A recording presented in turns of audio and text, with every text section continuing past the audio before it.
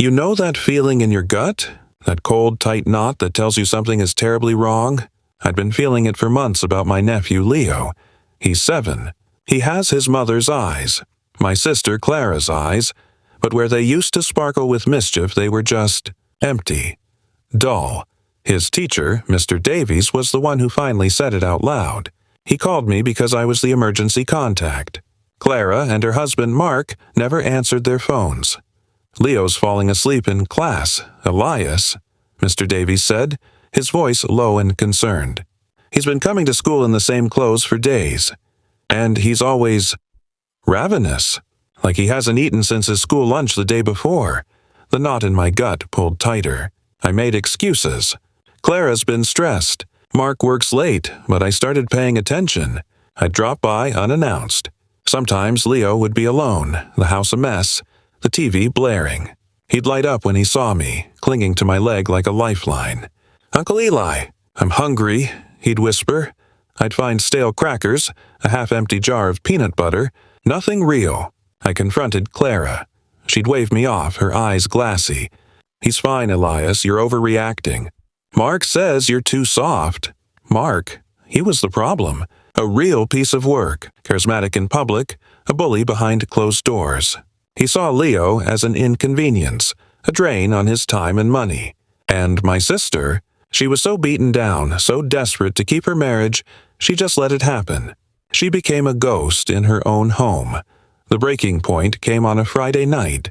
I brought over a pizza. Leo answered the door, his little face pale.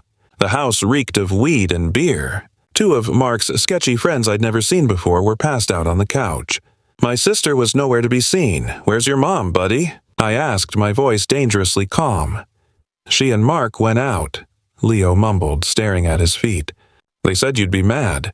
Rage, cold and pure, flooded my veins. They left him. Alone. With strange, intoxicated men in the house. I got Leo dressed, packed a bag, and was heading out the door when Mark and Clara stumbled in, laughing. "What the hell do you think you're doing?" Mark slurred, his eyes bloodshot. "I'm taking Leo to my place. You left him alone with strangers, Mark." He got in my face, the stench of alcohol thick on his breath. "He's not your kid, Elias. You have no right. Get out of my house." When I didn't move, he shoved me. Hard. I saw red. I shoved him back, sending him stumbling into the wall. "Touch me again and I'll forget we're family," I snarled. I looked at my sister. "Clara, are you going to do anything?" She just stood there crying silently, wrapping her arms around herself. She was choosing him. She was always choosing him. That was it. The line in the sand. I took Leo home with me that night. And the next morning, I started a war. I became a machine. I bought a dedicated notebook. Page 1. Evidence for Leo. I documented everything. I took pictures of the empty fridge, the filthy house. I recorded dates and times of my unannounced visits when Leo was alone. I got a formal written statement from Mr. Davies about Leo's condition at school.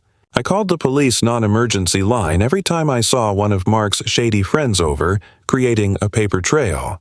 I reached out to our Aunt Martha, who'd also been worried sick. She became my rock, my co-conspirator. Then I called Child Protective Services. I filed a report with a folder of evidence. I hired a lawyer and filed for emergency custody. The legal battle was ugly. Mark fought dirty. He tried to paint me as an unstable, violent single man who couldn't hold down a relationship. He said I was trying to steal their child out of spite. My lawyer tore him apart. She presented my meticulous timeline, the teacher's testimony, the police reports. The final hearing was the quietest, most terrifying room I've ever been in. Mark glared daggers at me. Clara couldn't look at anyone. Then the judge asked Clara a simple question. "Ms. Evans, can you explain to the court why your son was repeatedly left unsupervised?" There was a long, heavy silence. And then, in a voice so small it broke my heart, she said, "I was scared. I failed him. I know I did. It was over." That admission, combined with the mountain of evidence, was the final nail. The judge granted me permanent sole custody of Leo.